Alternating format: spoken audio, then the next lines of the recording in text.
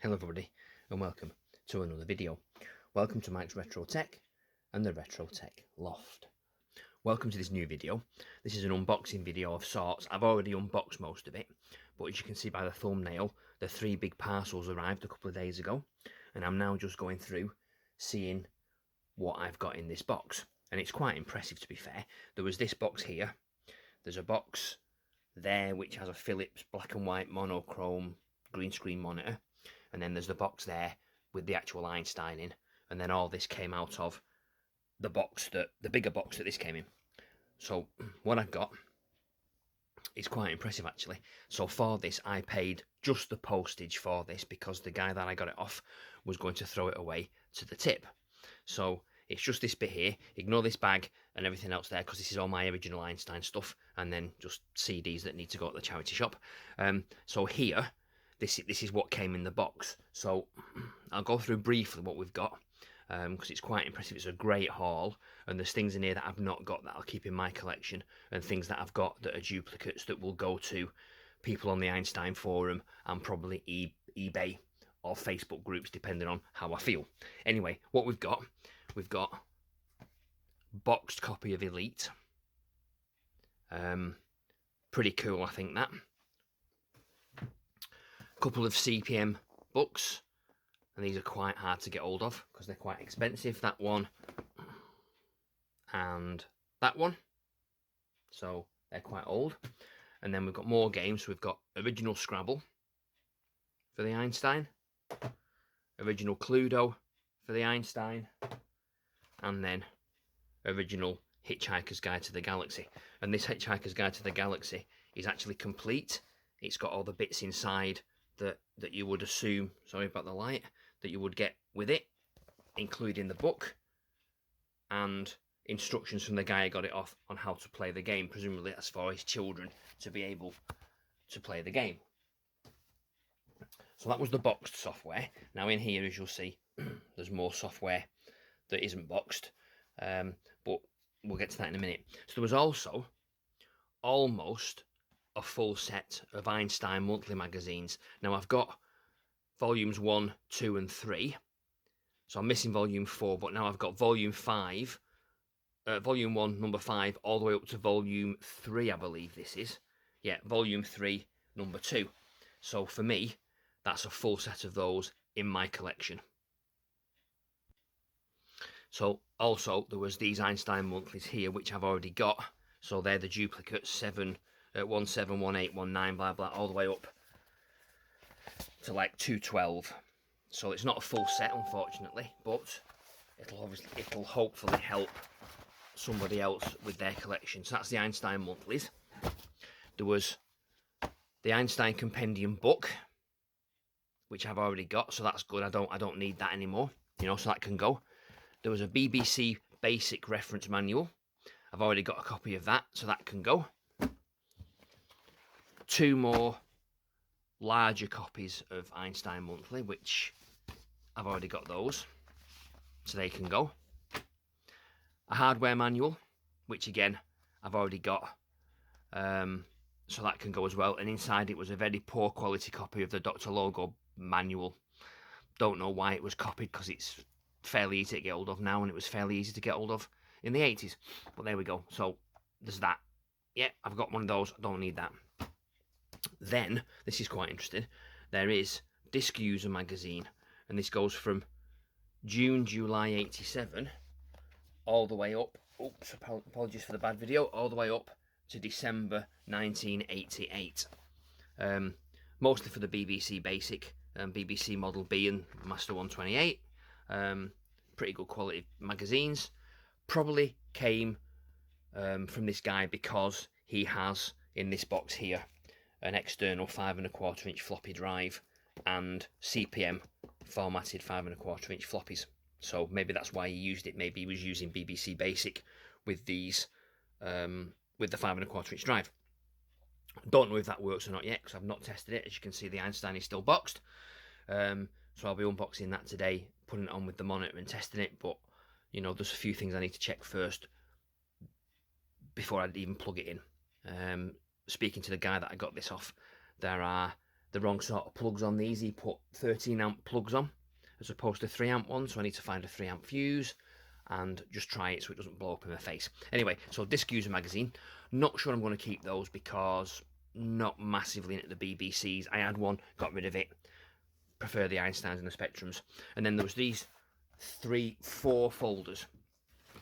Now this one is interesting because this has a full set of Einstein user magazines. So that's pretty good because they go for like £3 a piece on eBay.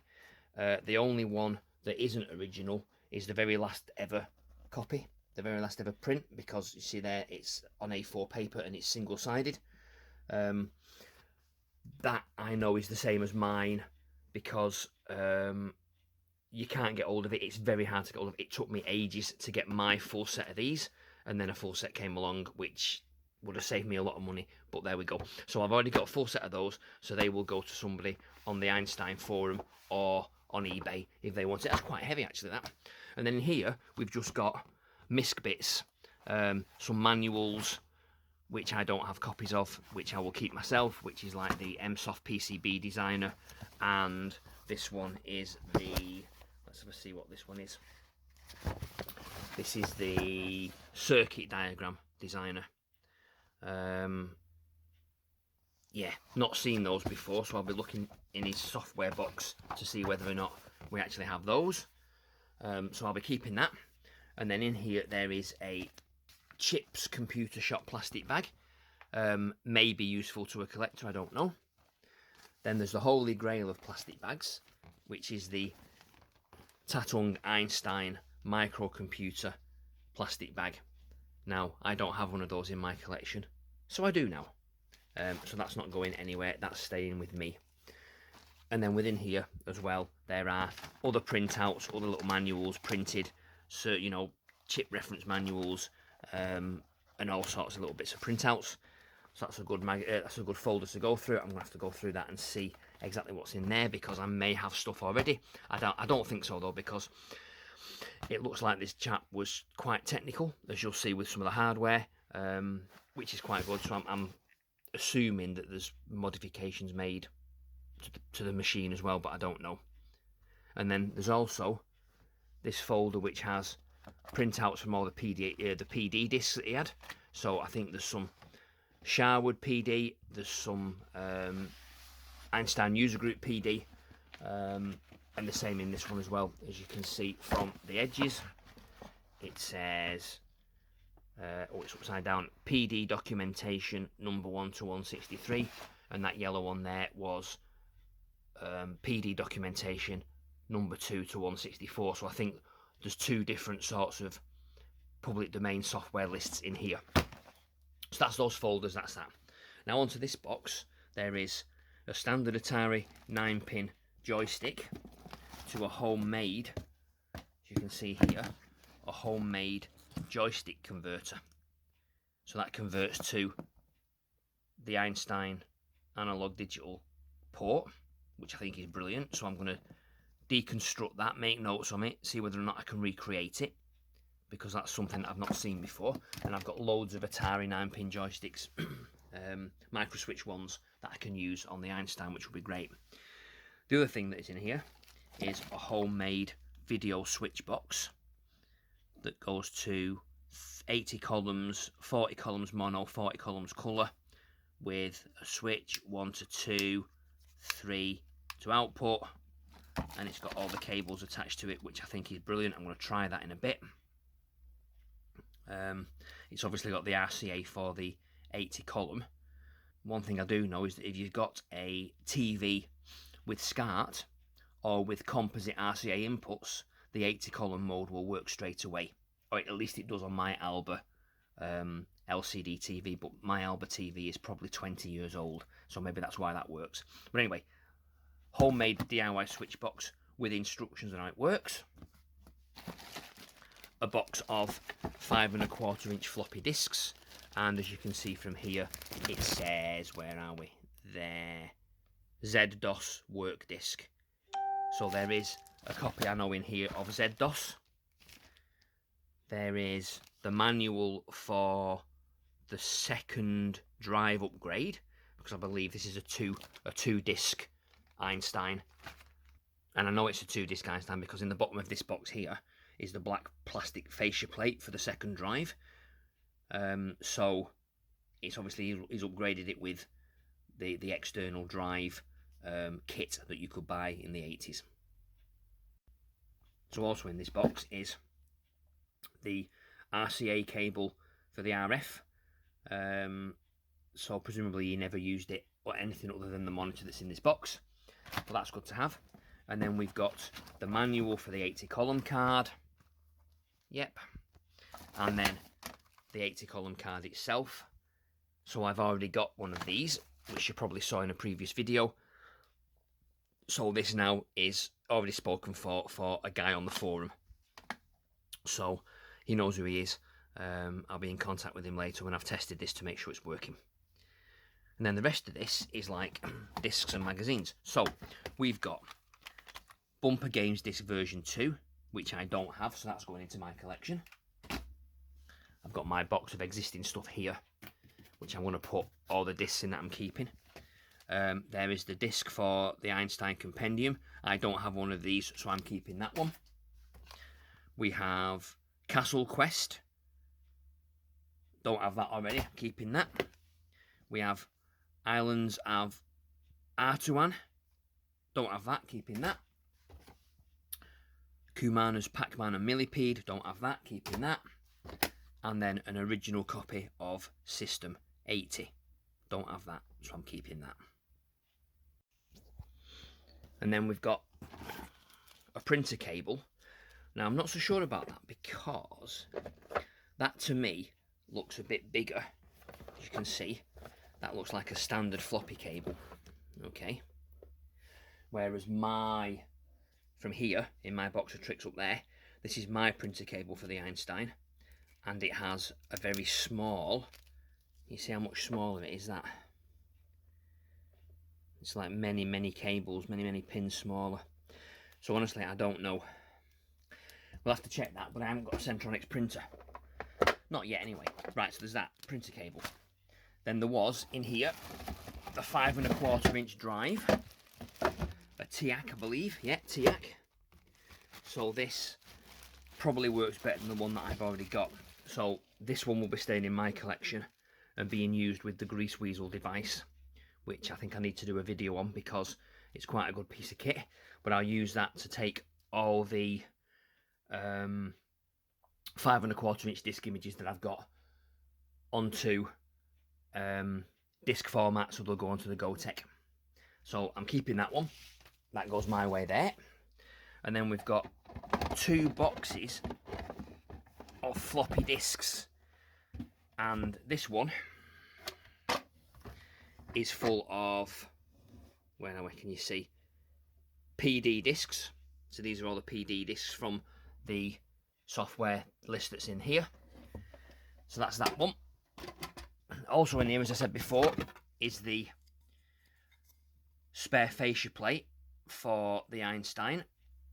Now I don't have one of those because mine came as a single drive with a missing, the gap. So I'll keep that for myself.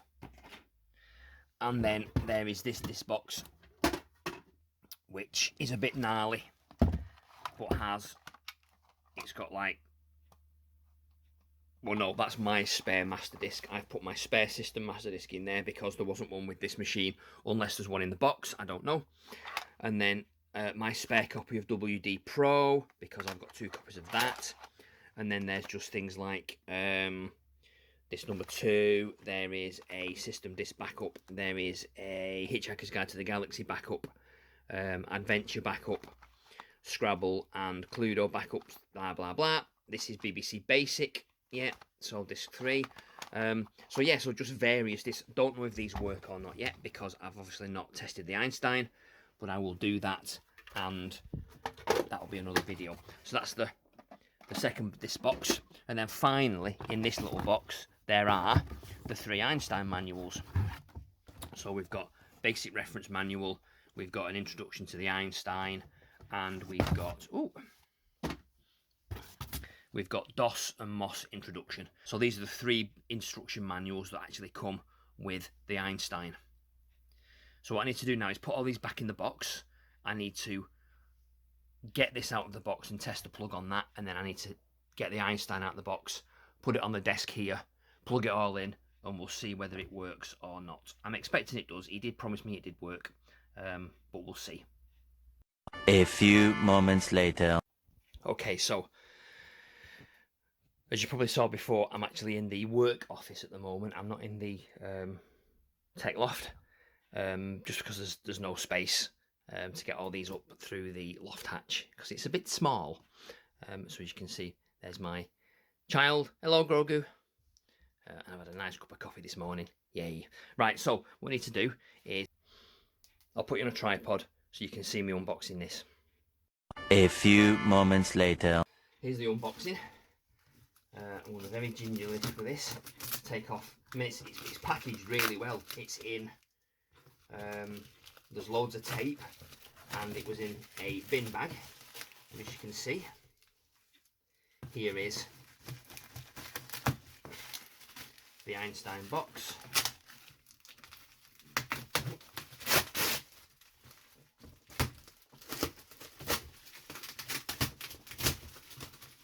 So the only thing I've noticed on this is that the Einstein box itself has parcel tape on it, as you can see, which is not the best in the world, but it's not the end of the world. It just means that it's securely packaged and it wasn't going to come open and fall apart.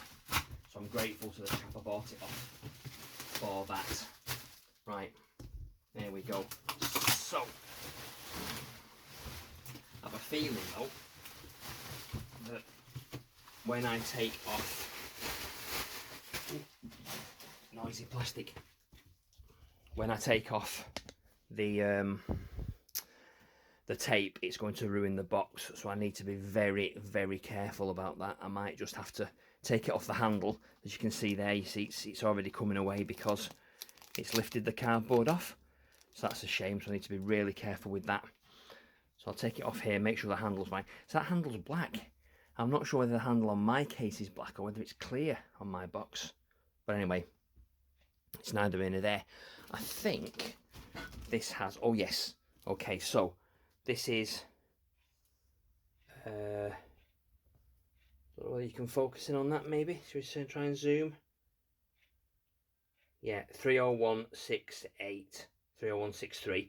That's the same serial number that's on the machine inside, and it had Game Pack 2 in it.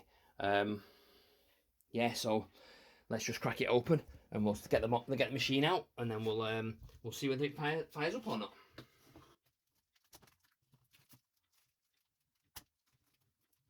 Okay, so taking the tape off the handle. And what I can do really is undo it at the top and the bottom. Let me see whether I can I put you on this windowsill here? Do you get a better, oh, excuse me, sorry about that. Now I'm not sure whether you're going to get a better view or not, but we'll see what happens. So we go through there as best we can. There we go.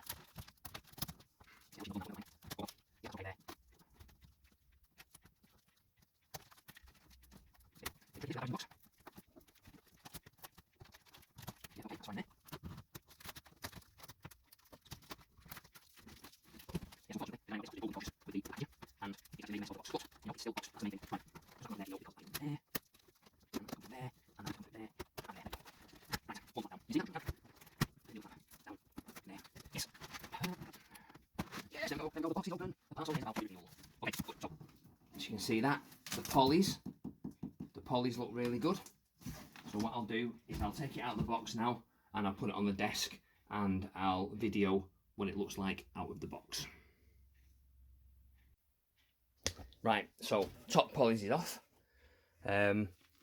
Keys look really quite dirty, like it's been used an awful lot, which is great because it shows it has been used.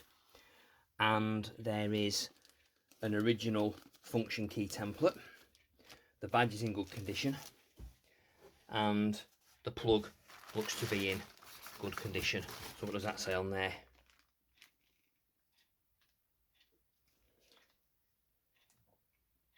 It says micro. Yeah, okay. Right, let's take it out of this plastic bag, get it on the table and power it up. Okay, right, so we're out of the box, we're out of the plastic. Apologies for the shadow. I've got a direct light above my head. So as you can see, the monitor has been here and it's quite faded. And the keyboard is, yeah, it's got lots of finger debris on it and lots of grease. That just shows that it's a well-used machine. There's bits of polystyrene stuck in the gaps. That'll need cleaning out. Luckily, these machines clean really well. It is a twin drive version, which is good. And round the back, as you can see, 30168. And they do look quite clean, those ports. Now, one thing to notice is, or I've noticed, is can you see the bottom here is white? So this, I think, is a trait of any machine with a serial number over 10,000. On my investigations, the 10,000 machines have a black bottom, like mine does. Mine is a 6,381 serial number, I think, and that has black here as opposed to white. So whether or not they just changed the material and the plastic, I don't know. But yeah, this bottom bit here is definitely white on this one and black on mine. Right, I'll get my screwdriver and we'll undo this and we'll see whether there's been any modifications internally. I don't think there is, but you never know. Right, got my little screwdriver. Okie doke. Right, lifting the lid. Off it comes.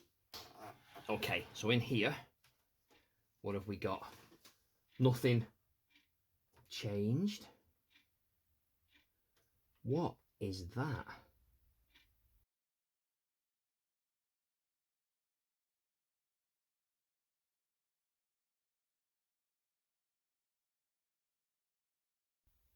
Okay, so before I plug the monitor in, I've replaced the fuse with a 3 ampere. It was, where are we? Can we see this?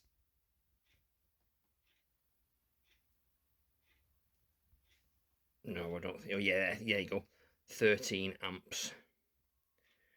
And that's way too big, that's for like a kettle. So I've changed the fuse. We'll screw it back up again, plug it in, and we'll see what happens. A few moments later. Okay, so to plug this in, 80 column cards in the back of the Einstein. The output cable is in the back of the monitor, and I've got to use the switch box, and the switch box is set to input 3, sorry, which is the 80 column card, and the outputs are there, so it's on switch 3 and 1 or 2. No, I don't think that matters. We'll try it and see what happens. Okay, so I've got the monitor on. Very nice. Einstein's there. System disk is in. Switch box is connected. I think the output is on 80 column. It's all connected up at the back, so I'm not so sure what's going to go on. I've got the monitor plugged into a circuit breaker on the wall here, and the Einstein down there because I know that the Einstein's fine. So if I turn this on, okay, so the light's on. There's no buzzing. And then I turn the Einstein on. Look. Wow. Okay.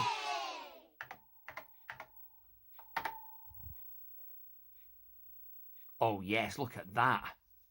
Nice. That's really quite a clear screen as well. Oh, I'm loving that. That's amazing. Now, the only thing is, does XBAS work? Because I know it's a 40 column. It's 40 column basic, not 80 column. But also, as we know here, there is a 40 column mono mode, which is mode 2. So, we need to check that. So as you can see, it doesn't work.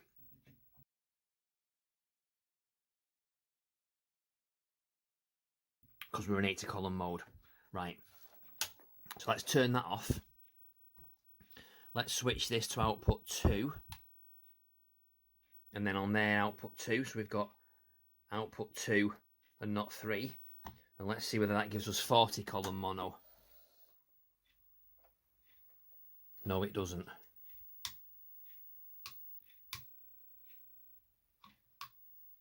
Yeah, so flicking the switch makes it so it's only 80 column mode on this screen.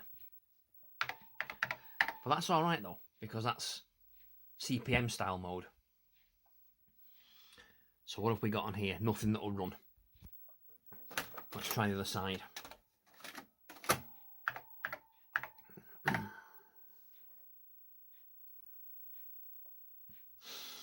Ooh, so what have we got there? We've got BBC Basic by the looks of things on there. We've got Tutor, we've got Test, we've got Fred. What's that? Or Zen Assembler. BBC Basic Files. Strip. Let's try Fred. Let's see what Fred does.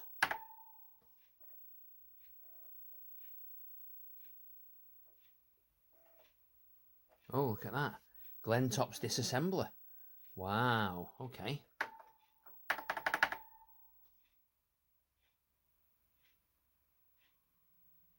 I'm not so sure what that's going on. So disk no sector. Oh dear. Right, we'll turn off. We'll put, what does that say on there? That says disassembler backup. Right, okay. Put that in there. Turn back on again.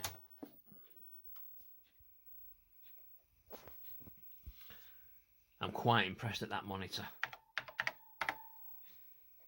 So I would imagine that CPM will be full 80 columns. I mean, it looks quite nice, that, but let's have a just check down here. What have we got? Volume we don't need, so contrast. Oh yeah, contrast is working. Brightness is working.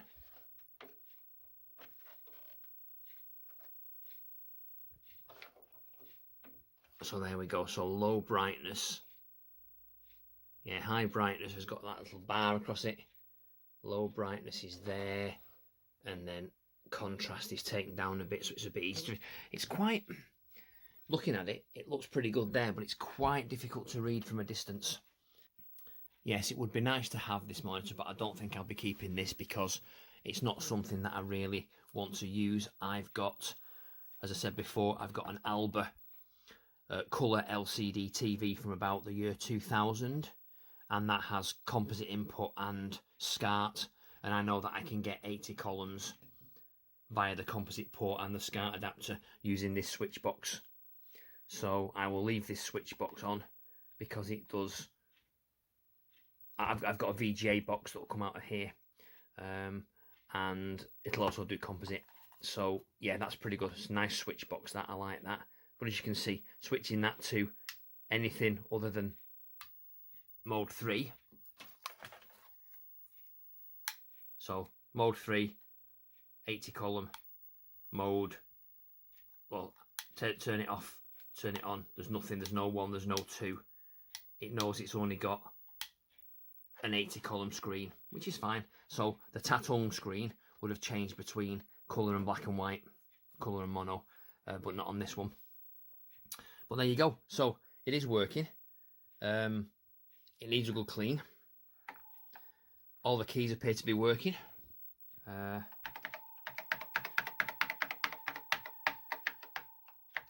Yeah, all the keys look like they're working. That's great. Yeah, looks fine. So graph mode. Yeah, that looks fine. Caps mode, shift lock, lowercase. Yeah, that all looks to be fine.